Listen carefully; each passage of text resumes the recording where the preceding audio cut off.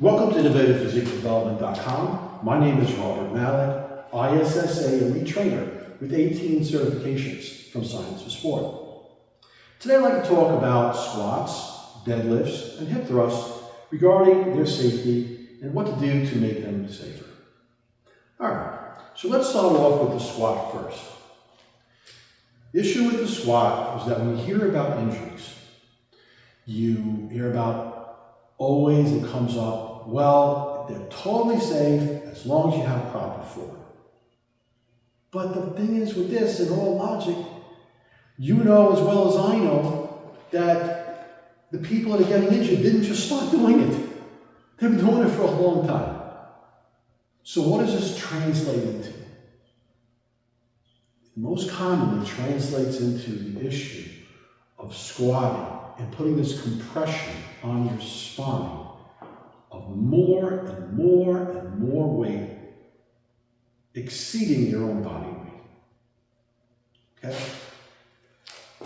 So these types of injuries, this is not an injury of the muscle. When you hear people injuring their back doing squats and deadlifts, these aren't injuries you hear about where they injure their back and they're okay like 2 weeks later. These people are like permanently injured. They're injuring their spine. It's not good. All right? So when it comes to the issue of form, if it's form, then how come the people who don't know what they're doing, how come they aren't the ones getting hurt? How come it's the people that have been doing it for a while and they've been going up more and more in poundage? All right? Now, let's say you've been doing squats for a while and your form isn't right. Maybe that's the case. You know, if that's the case, which is possible, this is not bodybuilding. This is a technique. This is like a sport, essentially. So you have to go to a specialist that specializes in this particular technique, this particular movement, this sport. All right? So, what I have put onto the description, which you can view on this YouTube presentation, and I'm going to have a small note as a caption on the video itself, contact someone like milos.sarcev, very well respected in the bodybuilding community, a championship bodybuilder for years and years, competed in the Mr. Olympia. Milos.sarcev should be contacted and have him view your form, if this is what you want to do, and make sure that your form is good. Hey, it's worth it. Is let's say $300 or so or $400, is that worth your spine for the rest of your life, if this is what you want to do? I mean, of course it is. So, if you want to do the squats, I recommend don't go more than your body weight. That's point one. All right. 2, as far as form, have a specialist, not me, I'm not a specialist in this, not a trainer at the gym, no. Go to one of the top people in the bodybuilding community to view your form on video to make sure it's dead on perfect. All right? Your spine is worth it. Okay, so that's 2. 3, the Smith machine is safer than a freestanding squat, in my opinion. And a machine squat is also safer than a freestanding squat. Now, on a freestanding squat, if you have 2 spotters, then that's safer than a regular freestanding squat. We're now moving over to the Smith machine because many of you use the Smith machine. When you use the Smith machine, you know about the hook-ins, right? But you probably don't know about the safeties that are right down there at the right and left sides that I see are never used. Bring up your safeties and lock them in. So this way you have an additional safety. If you have to go down immediately, if you can't hook it, whatever's happening, whatever's going wrong, you have that safety that's there. Very, very important. As a matter of fact, There was a $16 million judgment against Gold Gym Venice for removing the safeties from a Smith machine, and the person got paralyzed from it. All right? So, if your gym has the safeties, why wouldn't you use them? They're there. Use them. All right? And then from there, consider using squat machines as well for safety. Now, if you're working one side of the body, you work antagonist, you have to work the antagonist. If you work the bicep, you have to work the tricep. You work the chest, you have to work the back. You go forward, you have to work both sides. Otherwise, you have an imbalance and increased risk of injury. So, if you're squatting, right, and you're using these muscles, you have to use these muscles. So, how many of you are using the hip flexors to develop those? Probably just about no one. I've almost never seen it. So, if you're working one side, you have to work the other side. If your gym doesn't have a hip flexor machine to work on raising your legs, buy a pair of ankle weights. You can get them on Amazon. I have a 10-pound set, 10 pounds for each leg. And all you have to do is just walk on the treadmill for 15 minutes. That's all. 15 minutes, and just raise your legs like this. Forget about going uphill, it's not about it. This is just about working your hip flexors. All right? And just as you do, and just like march, essentially march on the treadmill for like 15 minutes. Right? Now, if you want to walk up and down stairs that way, you can do that too if you like. But this is not about, this is just about focusing on your hip flexors. It's not a difficult exercise to do. I kind of enjoy it because it's easy.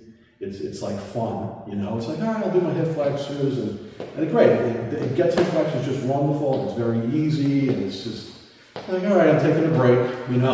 I'm exercising and taking a break at the same time, you know. So it's fun in that regard. So now you may ask, well, Rob, I'm only doing 10 pounds here, I'm doing rolls over here, bring over here. Here's the point. If you don't have a hip flexor machine, you have to make do with what you have. All right? So, at least start conditioning your hip flexors. At least get them endurance training. At least get these slow twitch fibers going. What you could also do is you can get the ankle bracelets, the ankle bracelets, the ankle hooks, the straps for the ankles. You can order those. And instead of, which a lot of people do, they do the kickbacks with them. I see very few people going the front way. Don't neglect the front side. So if you get one of those ankle straps, okay, you can go to the cable machines, and you can work it going forward, and you can start to do more than 10 pounds. All right, so that's something that you can do as well to work on the hip flexors. So this way, you'll be balanced between front and back. All right, so just to kind of recap this, you're doing squats. As far as how much weight you should do, I think you should consider not doing more than your body weight. That's point one. Point two is go towards a Smith machine and machine squats. Point three is if you use the Smith machine, use the safeties. Point four, have your squatting form reviewed by a specialist. I recommend milos.sarcev. You may find someone else on the internet who is highly qualified. And I don't just mean, well, Rob, what about you? What about a trainer at the gym? No, I mean, this has to do with your spine. And you don't want to be permanently injured. Find a true specialist in this. Go the best for this type of movement. It's a technique. It's almost like a sport with this. Just like if you're pitching, you want a pitching coach. A pitching coach is different from the strength and conditioning coach. You find a coach just for the squat. I recommend that so that you know exactly what you're doing with that. All right? When it comes over to the deadlift, once again, consider not doing more than your body weight. Consider going to a specialist. All right? And also what I recommend is if you're putting compression on your spine, then you should also at least do the reverse. Pull out on your spine. So what I recommend and what I do, which also develops your grip, so you hopefully won't have to use wrist straps when you're pulling weight, is do some hangs. All right? So any type of overhead bar that you can find in the gym or at home that you can hang from, take 15 to 30 seconds a couple of times. Doesn't have to be a big deal. All right? But if you spend time compressing your spine, spend some time pulling out on it. All right? If you want to go heavy, I think that you should consider going heavy on a machine like a leg press, which is safer. Okay, we'll safer on your back. Now, as far as machine deadlifts go, there aren't many machines like that. But if your gym has one, you may want to consider that as well as being a safer way to go. Okay, so moving forward onto the hip thrust, which is a new exercise that people are doing, mostly women. And what I'm concerned about with this hip thrust exercise is, once again, I'm seeing very high poundages being used. All right. And certainly you want to work both sides, the front as well as the back. And I think a lot of the women that are doing this are not working the hip flexors as well. So that's something that you want to do. But when I see women do this exercise, they put the bar in different positions. And a lot of these positions that I see really concern me. They're placed in the position of the ovaries, the uterus, the vagina, the hip flexors, in this area where you have the femoral artery and the femoral veins. You know, it's one thing if you weigh 140 and you're doing 140. It's another thing if you weigh 140 and you're doing 315. You're putting a lot of pressure down into these areas, and these areas of your body were not meant to bear weight. And that's a very important consideration when you're moving weight or lifting, whatever, pushing, whatever you do. Ask yourself, was your body meant to do this? And just be aware of that. Your body was meant to bear weight and move weight with the hands and the bottom of the feet. It wasn't made to move 300-something pounds with your thighs like this. It's just like when I do side laterals for my shoulders on the machine, right? And the pads are here, right?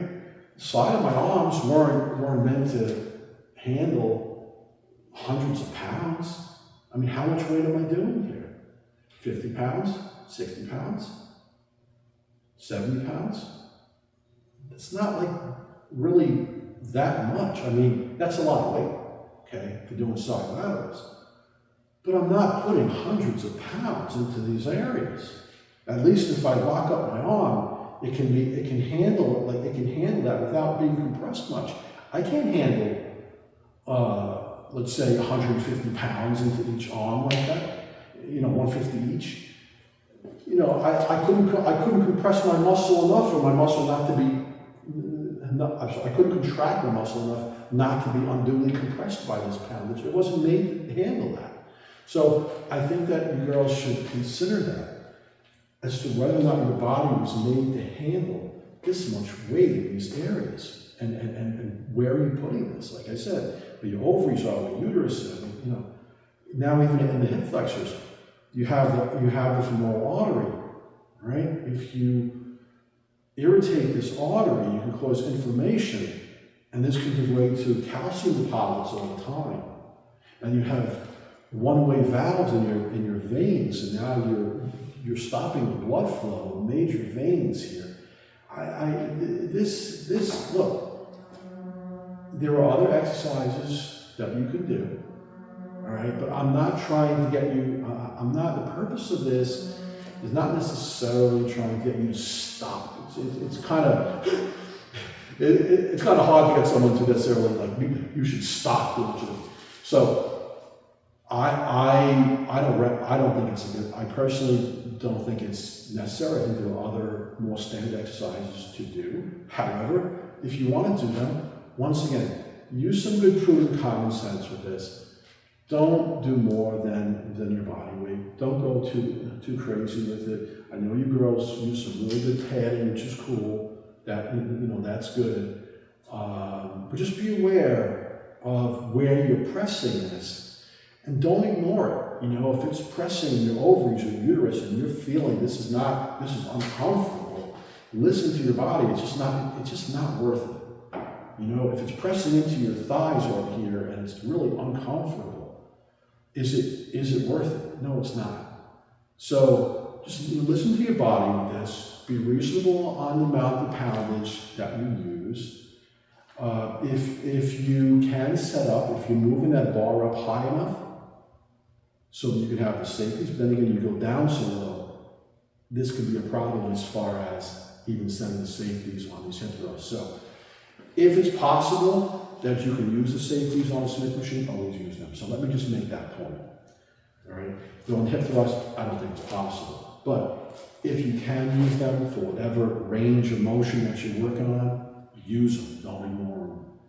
And as far as the reason we were ignored, you probably didn't even know about it or realize, you know, that they're there. So I'm bringing that to your attention. I'm not saying that you're necessarily ignoring them. So I probably didn't even know to begin with.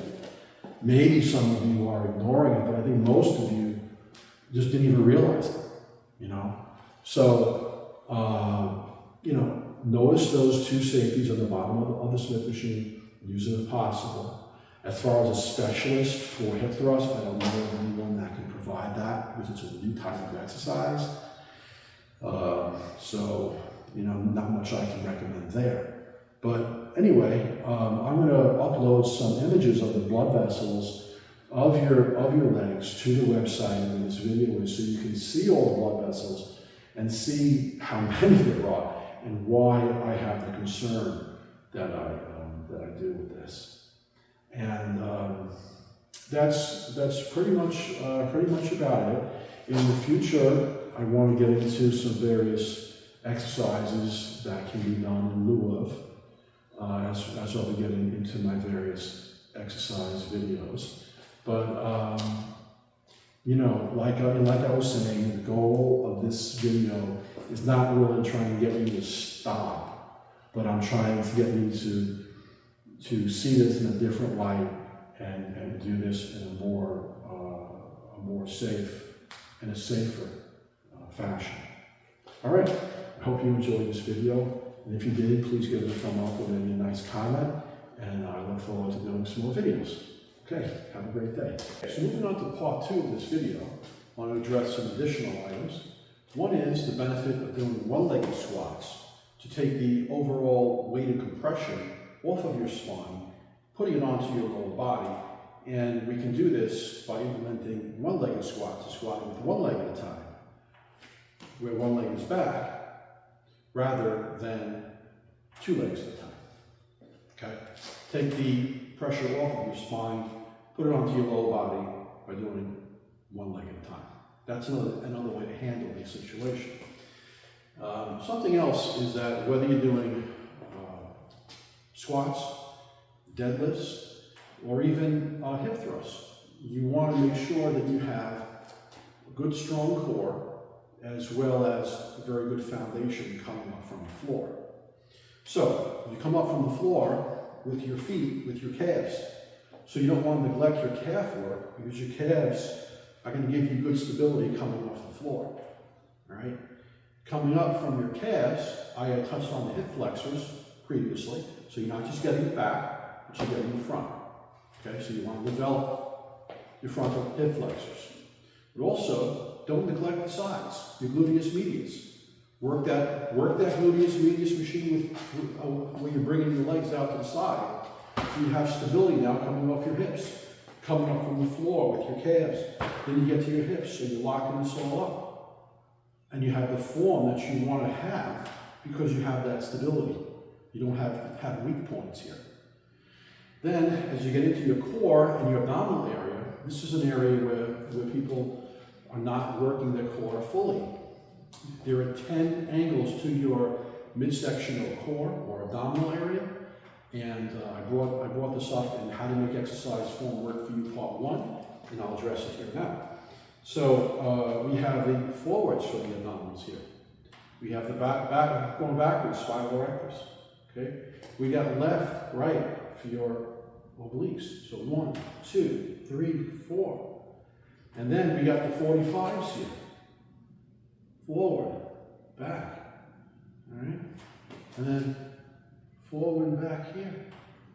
And then we have turning, all right?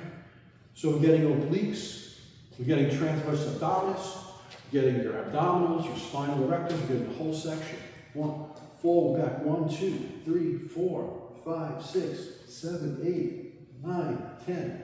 All 10 angles. So this way you're stable, coming up right from the floor, stable base, stable in the hips, stable in the midsection.